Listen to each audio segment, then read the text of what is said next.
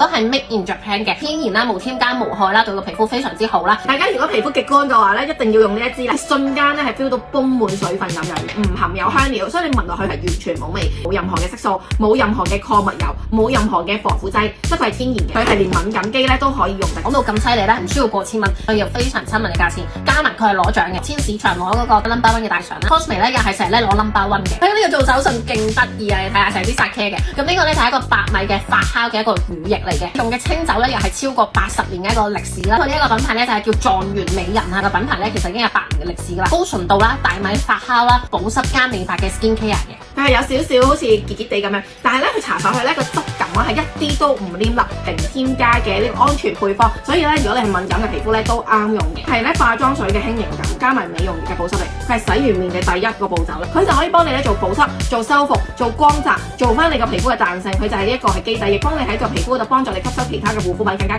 加強嘅。另外咧，佢係有呢個透明質酸啦，同埋角鯊烯，咁佢可以令到我哋嘅皮膚咧延緩衰老啦，同埋加咗佢嘅植物精華喺入邊，可以幫你外層補水之餘，喺內層嗰度亦都幫你做到鎖水功效。所以呢一支咧係洗完面之後咧係即刻用嘅嘢嚟嘅。你搽完精華咧好多都唔夠保濕啊，好多時都好似漏翻啲精華出嚟咧，佢呢一個咧就會幫助你加強你內層嘅鎖水肌膚，呢個液頭都可以用得到。佢呢個搽完出嚟之後咧，第一佢係唔立嘅，之後咧佢係令到你個皮膚咧好柔軟、好軟熟嘅質感，係啦，同埋好光澤咯，望落去個皮膚好似 bling bling 發光咁樣。如果你早上咧你化妝會容易起紋啊、起嗰啲角嘅話咧，你可以先敷呢個咯，係啦，全面厚敷可能3分鐘，跟住揾濕嘅面粉抹走佢，你再化妝咧就會係非常之貼，佢可以將我哋後續使用嘅護膚品嗰個功效咧係吸收咗30倍嘅，唔會咁容易俾呢個冷氣蒸發啊或者被空氣咧揮發去嘅。